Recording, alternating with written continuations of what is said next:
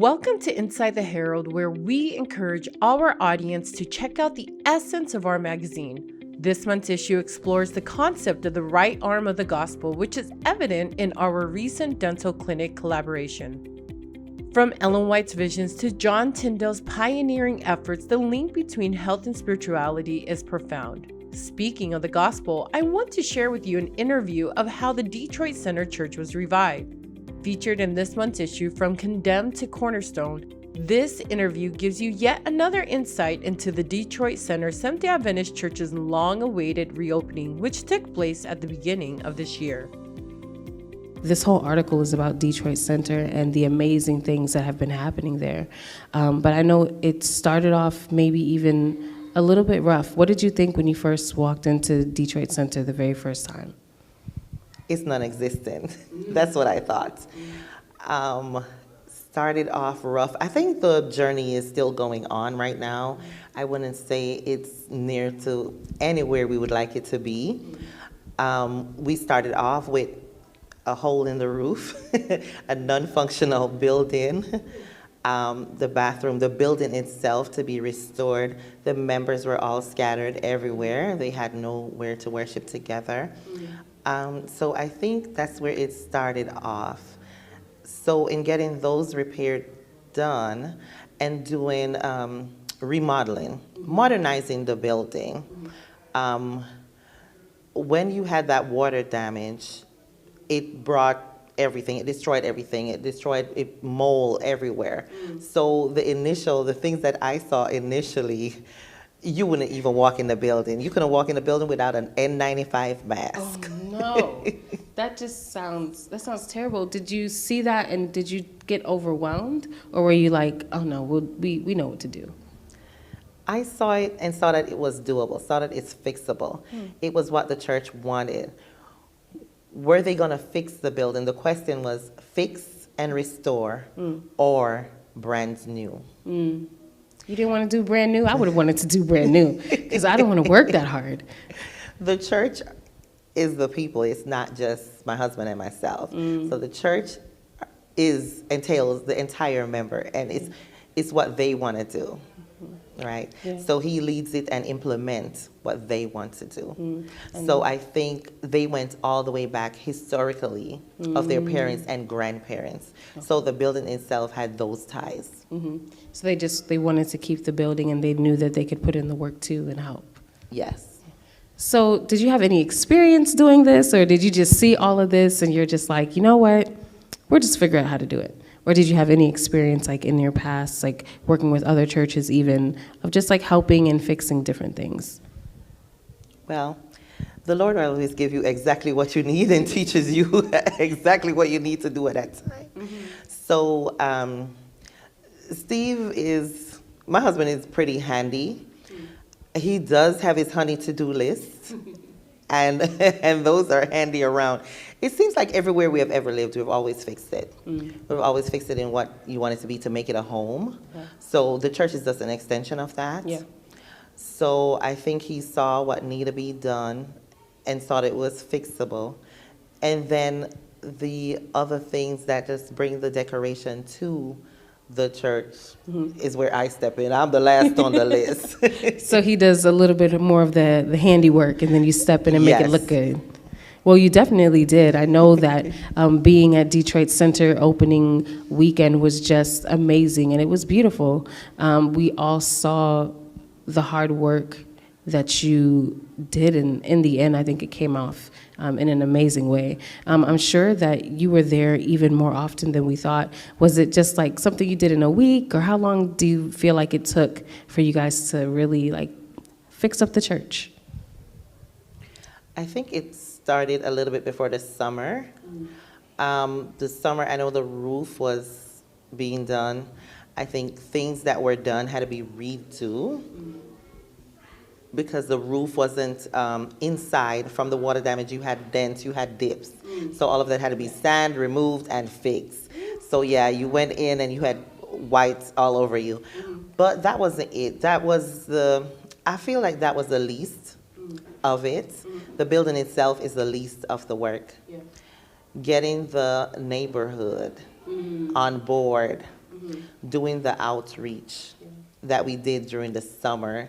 So church was outside in the summer, and it was outreach ministry. So what are some outreach things that you did during the summer to bring all the people in? Because I know you guys didn't do all the work by yourself. No, so during the summer, we did a diaper drive. There was a lot of traffic. We blocked the road off. We did a diaper drive. They did also food giveaway. There was also a back-to-school rally, which included some tennis shoes and book bags and so on for the community. There was a food truck, ice cream. It was just a day full. Yes. Yes. It was a lot of work, but it was fun. How I love Jesus because he first loved me. It was fun, and I think the joy on the people's face made you realize, okay, my foot don't hurt me that much when I see that person smile. Yes. So. Yeah, so you were able to really kind of give all of yourself into this ministry, and then you saw the dividends of people coming in and wanting to be part of this wonderful movement that you guys have going on in Detroit.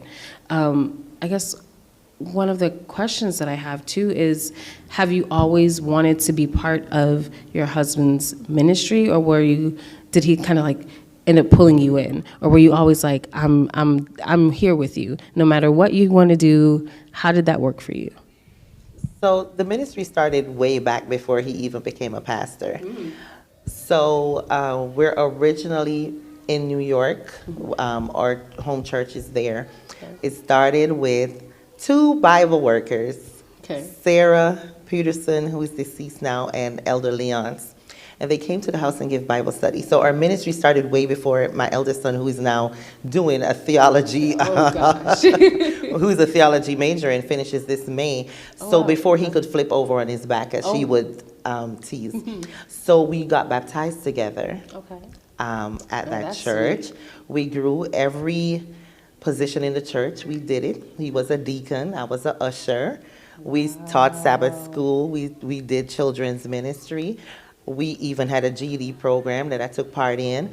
So that was the baseline. And those 2 Bible workers taught us the greatest thing, and that was love.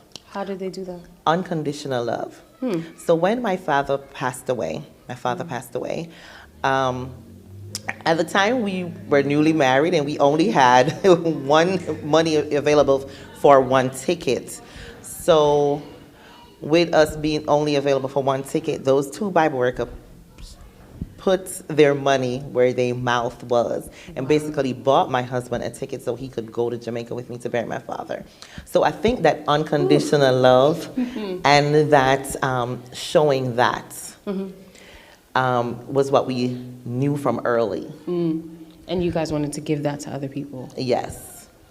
So from that ministry, and Steve would do prayer, Bible work during the summertime, all the time with different church, with Pastor Stevenson and so on, different pastors going. So his partner was his teacher, right? So he would do all those Bible work. We'll do those ministry. We would cook for 200 people. I mean, we did 200 people. 200 people. The church membership was about 200 people. So Sabbath lunch, you had 200 people. Okay. Yeah. So, but the ministry is always the other person teaching the following, their replacement. So the person that taught us was actually a chef.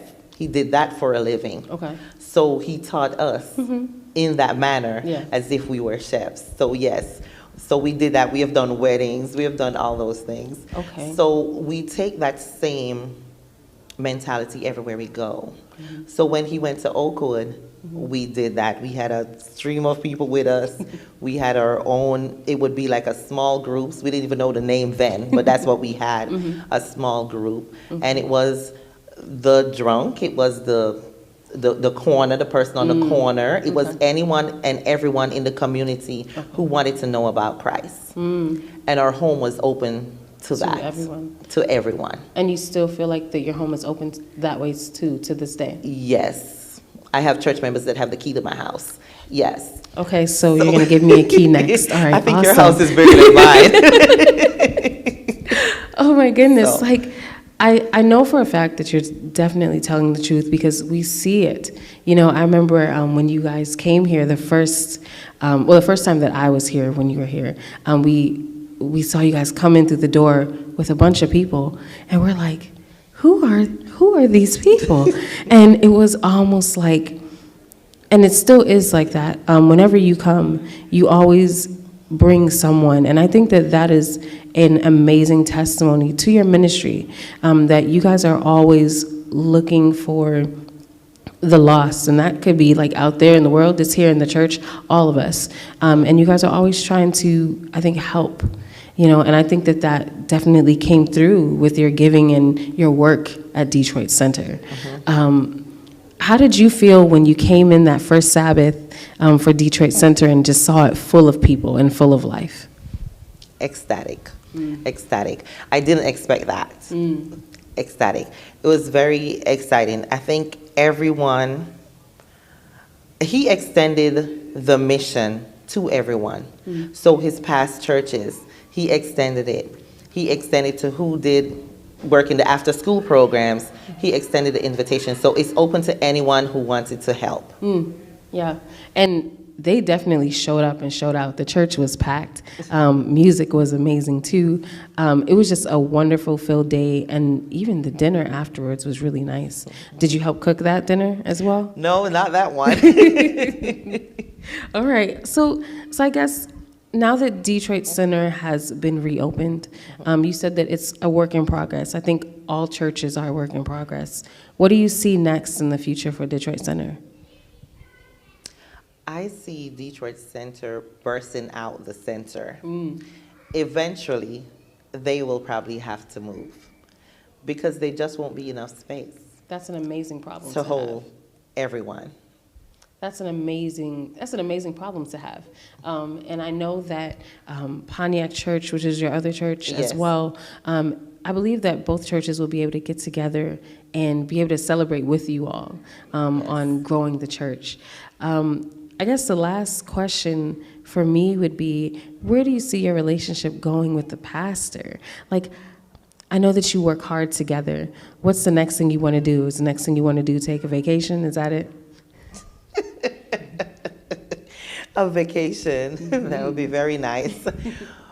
But I think the vacation time would have to be scheduled in between our outreach program during the summer. Yes. So we'll do the outreach, either we take a vacation before or we take it after. Yes. But it would have to be scheduled in between the next set of outreach. So as he's doing this after-school program, the after-school program that is being done in Flint location, Pontiac location, and the next one will be Detroit Center location. So the after-school program will be extended to the summer program, to a month summer program. So that would be like vacation, just with more kids than my 3 children. So I think that's the extended of the vacation. I don't even see one right now. Fully understand that, but it's so wonderful to hear that the next step is this after-school program that you guys seem to be taking with you, like you said, from Flint to Pontiac and then to Detroit. I think that that's just going to be amazing. It will definitely open you guys up to so much more, and I'm excited to see where that goes, and I know you are too. Yes. So thank you so much for this interview. I know you are more of a behind-the-scenes person, but we are here letting it all out, and it was just wonderful to talk with you. Thank you so much for having me. Okay.